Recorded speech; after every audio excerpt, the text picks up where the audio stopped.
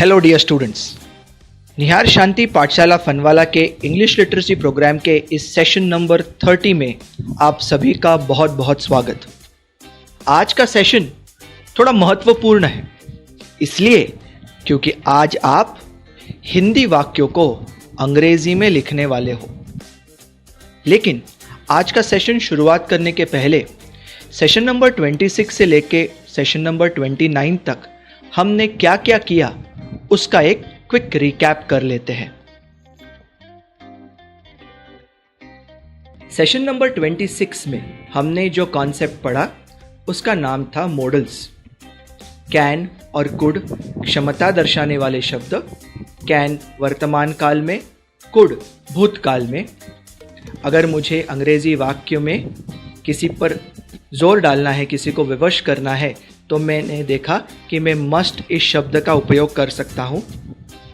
लेकिन अगर मेरा अधिकार किसी पर जोर डालने का नहीं है और मैं केवल किसी को सुझाव दे सकता हूँ, तो जिस शब्द का मैं उपयोग करता हूँ वो है शुड।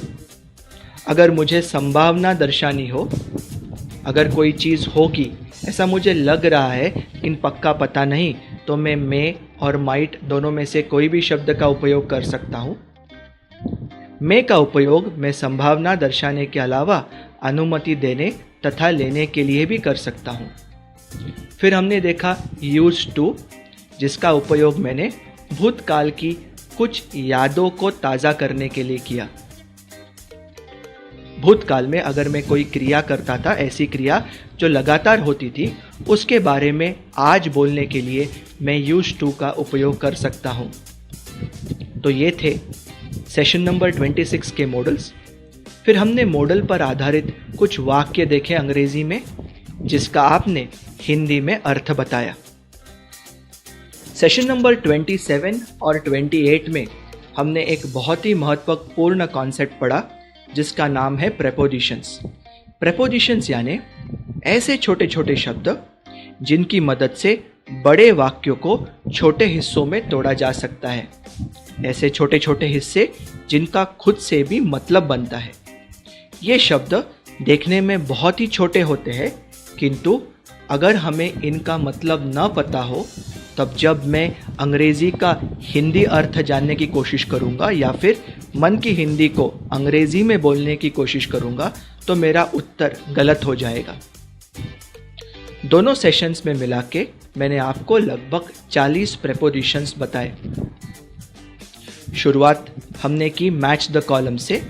मैंने आपको लेफ्ट हैंड साइड में कुछ प्रेपोजिशंस दिए और राइट हैंड साइड में उनके हिंदी वाक्य। आपने अपनी शब्द संपत्ति के आधार पर सही जवाब ढूंढे, और एक बार आपके सही जवाब आ गए, आपने खुद ने ही खोज लिया कि कौन से प्रेपोजिशन का क्या मतलब होता है। इसे मैंने कहा था लर्निंग बाय डिस्कवरी, खोज लगाने की पद्धति से सीखना, ना कि रट के सीखना। मैच द कॉलम्स होने के पश्चात हम मुड़े वाक्यों की ओर, जहाँ पे मैंने प्रेपोजिशंस से बने हुए कुछ वाक्य एक एक करके आपको दिए और आपने उन अंग्रेजी वाक्यों का हिंदी अर्थ ढूंढा।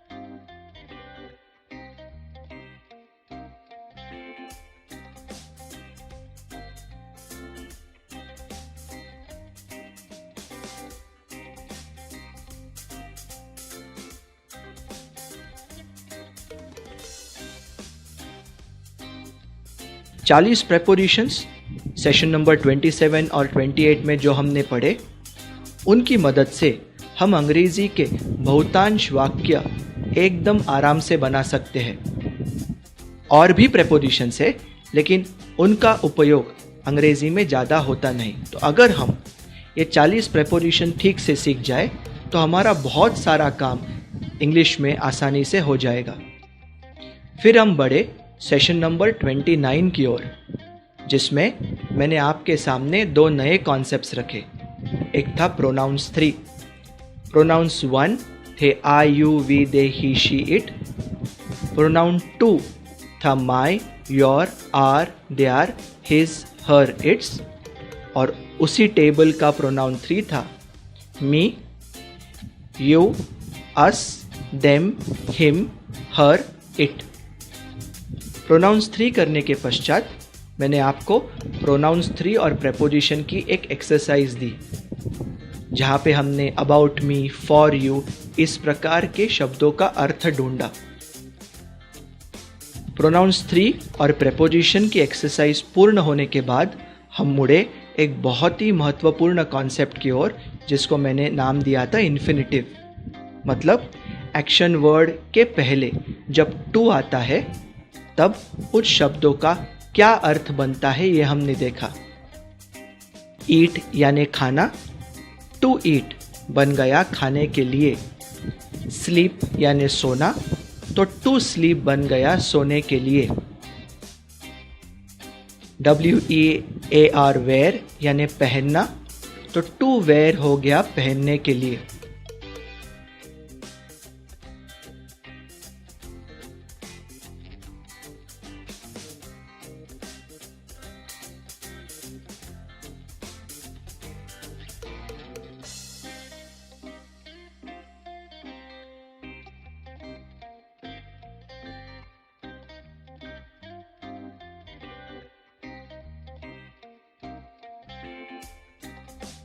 और फिर हमने कुछ अंग्रेजी वाक्य देखे जिसमें प्रेपोजिशन के साथ साथ इन्फिनिटिव भी आया था, और आपने उन अंग्रेजी वाक्यों का हिंदी अर्थ ढूंढा।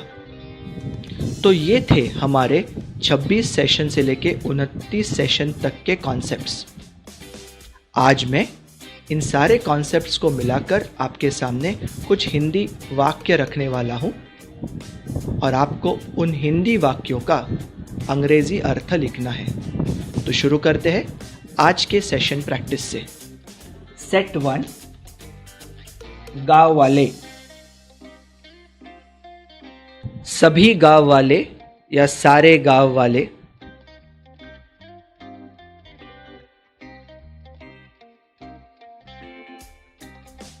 सभी गांव वाले घर जाते हैं।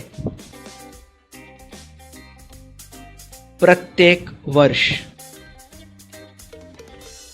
प्रत्येक वर्ष एक बार। सभी गांव वाले प्रत्येक वर्ष एक बार घर जाते हैं।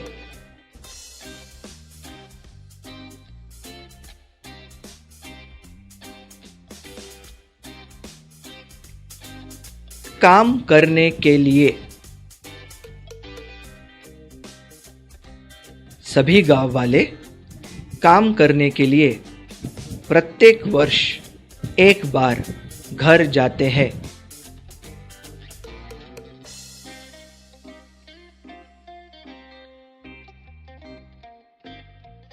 उनके खेत। उनके खेतों में। सभी गांव वाले उनके खेतों में काम करने के लिए हर साल एक बार घर जाते हैं।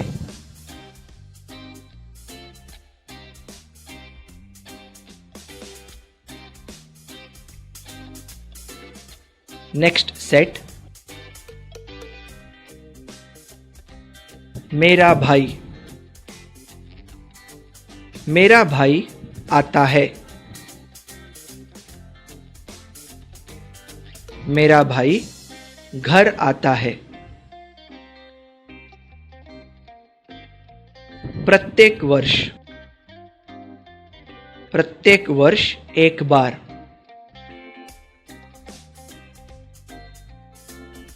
मेरा भाई प्रत्येक वर्ष एक बार घर आता है।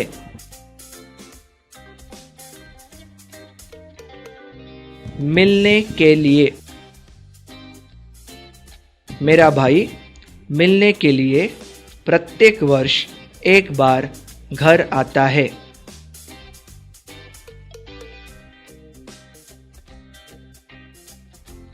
संपूर्ण परिवार, मेरा भाई संपूर्ण परिवार को मिलने के लिए प्रत्येक वर्ष एक बार घर आता है।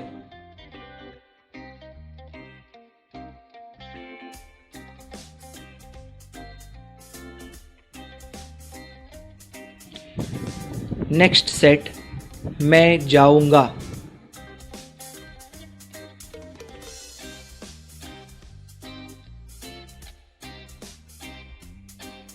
अगला वाक्य, मैं बाजार जाऊंगा।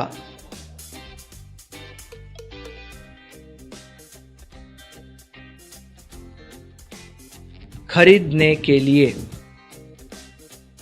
मैं खरीदने के लिए बाजार जाऊंगा।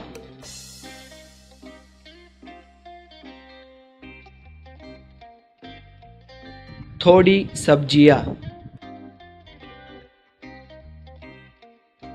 मैं थोड़ी सब्जियां खरीदने के लिए बाजार जाऊंगा।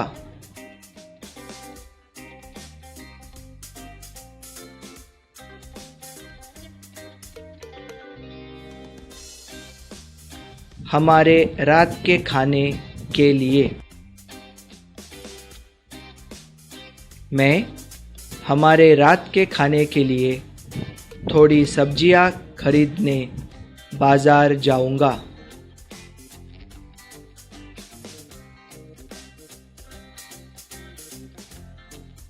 मेरे बेटे, मेरे दोनों बेटे, मेरे दोनों बेटों ने खरीदा।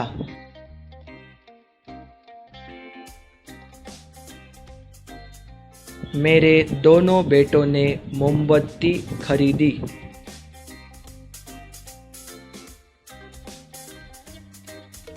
पिघलाने के लिए, मेरे दोनों बेटों ने पिघलाने के लिए मोमबत्ती खरीदी। बड़ा बर्फ का टुकड़ा, मेरे दोनों बेटों ने बड़े बर्फ के टुकड़े को पिघलाने के लिए मोमबत्ती खरीदी।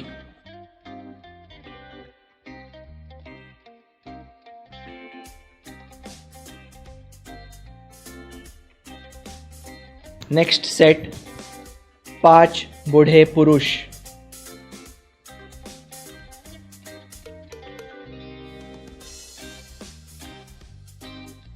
पांच बूढ़े पुरुष पैदल चले।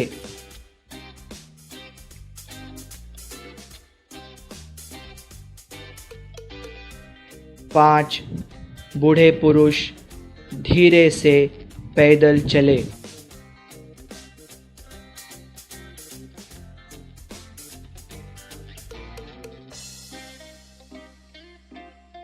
बैंक की ओर, 5 बूढ़े पुरुष बैंक की ओर धीरे से पैदल चले।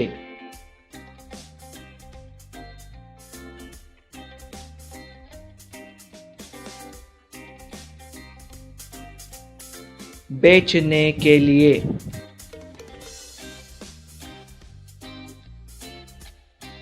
5 बूढ़े पुरुष बेचने के लिए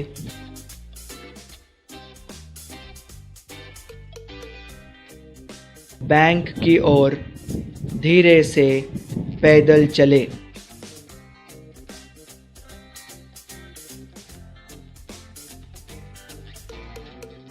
उनका सोना।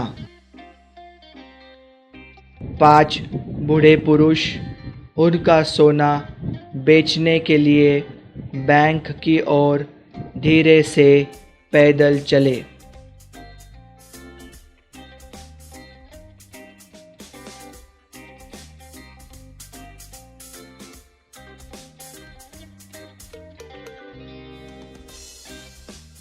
मेरे पिताजी ने निकाली। अतिरिक्त कुर्सियाँ। सारी अतिरिक्त कुर्सियाँ।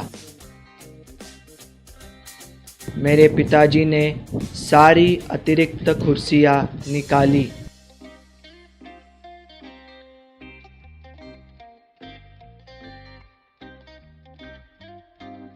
बनाने के लिए।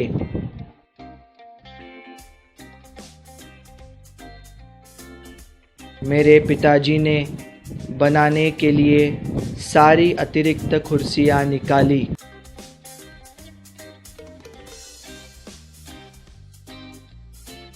अधिक जगह। मेरे पिताजी ने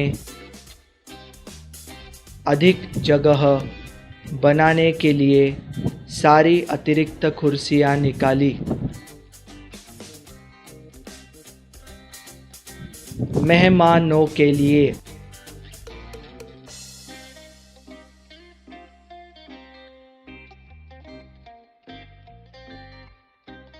मेरे पिताजी ने मेहमानों के लिए अधिक जगह बनाने के लिए सारी अतिरिक्त कुर्सियाँ निकाली।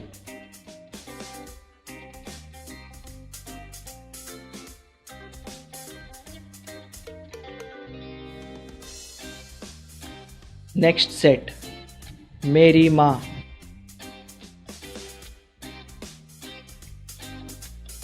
मेरी माँ ने खरीदी थोड़ी मिर्चियाँ।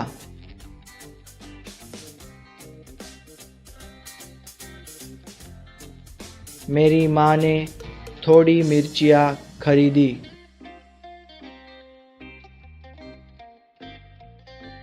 डालने के लिए। मेरी माँ ने डालने के लिए थोड़ी मिर्चियाँ खरीदी।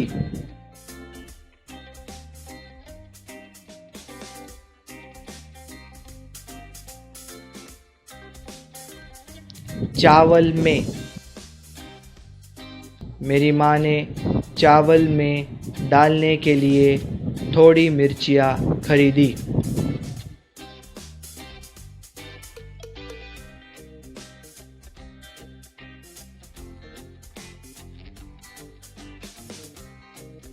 Next set. उसने लिया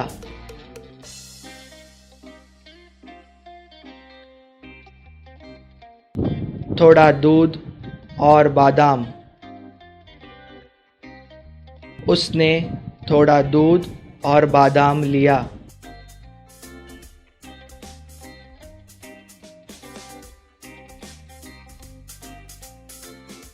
देने के लिए। उसने देने के लिए थोड़ा दूध और बादाम लिया।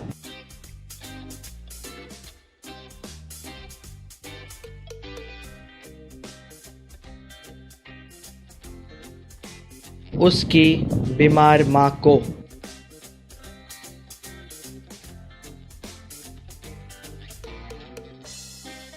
उसने उसकी बीमार माँ को देने के लिए थोड़ा दूध और बादाम लिया।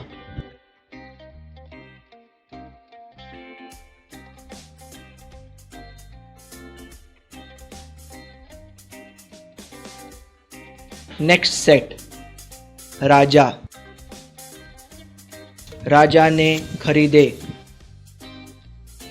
6 काले घोड़े। राजा ने 6 काले घोड़े खरीदे।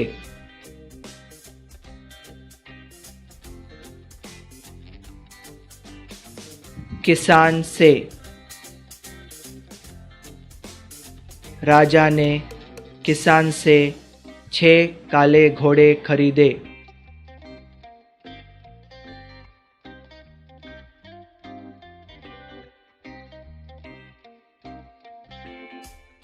मदद करने के लिए। उसके परिवार की मदद करने के लिए।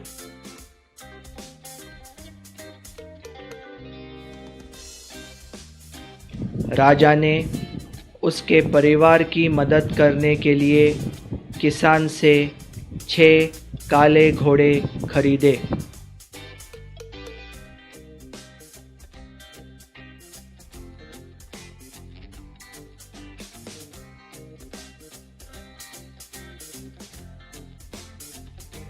Next set.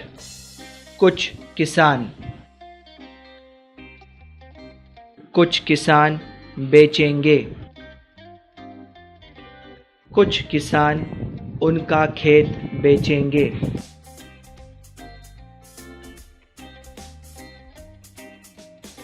कमाने के लिए। कुछ किसान कमाने के लिए उनका खेत बेचेंगे।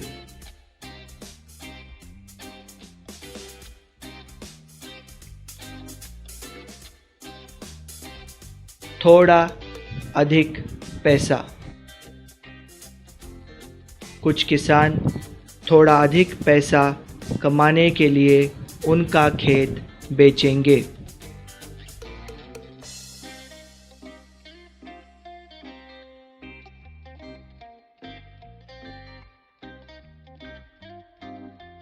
Next set. कुछ लोग। कुछ लोग डालते हैं बहुत सारा नमक। कुछ लोग बहुत सारा नमक डालते हैं बनाने के लिए। उनका खाना बनाने के लिए।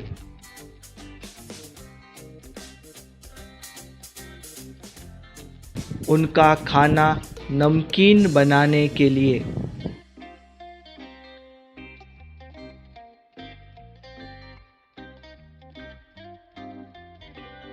कुछ लोग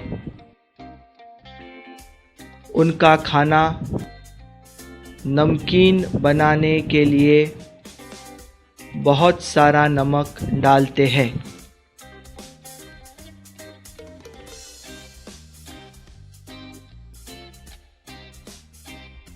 नेक्स्ट सेट। किसान। किसान करते हैं बहुत सारा काम। किसान बहुत सारा काम करते हैं।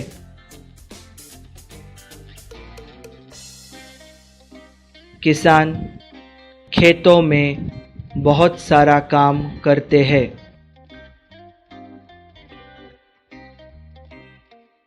उगाने के लिए। उनका अनाज। उनका अनाज उगाने के लिए। किसान उनका अनाज उगाने के लिए खेतों में बहुत सारा काम करते हैं।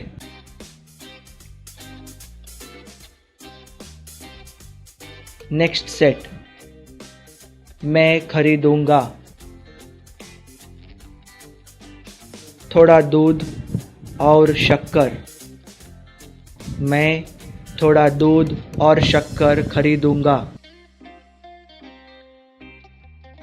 बनाने के लिए। चाय के 3 कप्स। मैं चाय के 3 कप्स बनाने के लिए थोड़ा दूध और शक्कर खरीदूंगा।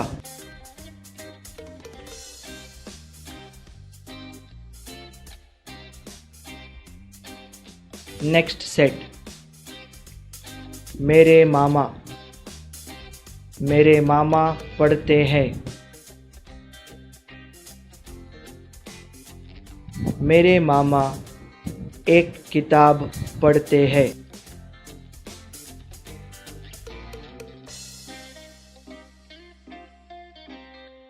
सिखाने के लिए,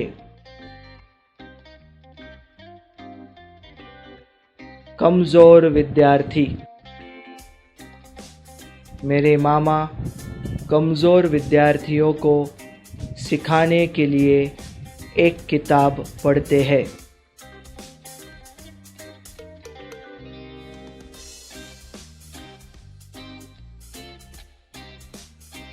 मेरी कक्षा में,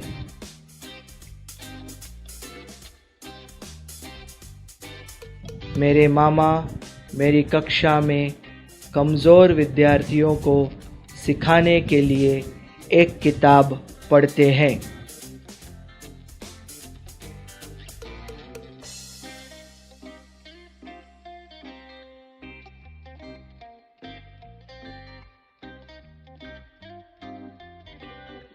नेक्स्ट सेट और लास्ट सेट। प्यासा कौवा। प्यासा कौवा डालता है। प्यासा कौवा थोड़े पत्थर डालता है। प्यासा कौवा मटके में थोड़े पत्थर डालता है।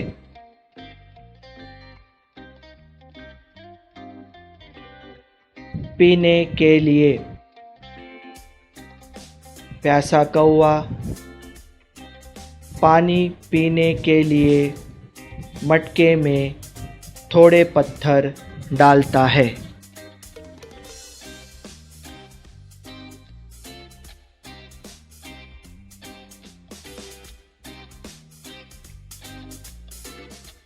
सो स्टूडेंट्स, सेशन नंबर 30 को अब यही समाप्त करते हैं। आज का सेशन बहुत इंपॉर्टेंट था और आज के सेशन में आपने बहुत सारे हिंदी वाक्यों को अंग्रेजी में बनाया। मैं जानता हूं आपकी तकरार क्या है। आपको और प्रैक्टिस चाहिए ना, क्योंकि शायद आज के जवाबों में आपके कुछ जवाब गलत आए होंगे, विशेषता ऐसी जगहों पर जिसमें केवल प्रैक्टिस ही उपाय है, जैसे कि द शब्द का उपयोग कहाँ करना है। लेकिन आपको डरने की कोई बात नहीं, ये तो सिर्फ 30th सेशन था। मुझे आपके साथ और 20 सेशंस मिले हैं, यानी कि 600 पूरे मिनट। इन 600 मिनट में मैं आपके साथ इतने सेंटेंसेस की प्रैक्टिस करूंगा कि आज जो गलतियां हुई है ना, वो तो होंगी ही नहीं, और आप आत्मविश्वास से मन की हिंदी को अंग्रेजी में लिख और बोल पाएंगे। हमेशा की तरह आज भी आप अपना बहुमूल्य समय देकर ये पूरा एपिसोड देखा। Thank you very much. अगले सेशन तक आप सब लोग ख्याल रखिए और खुश रहिए। Take care, have fun.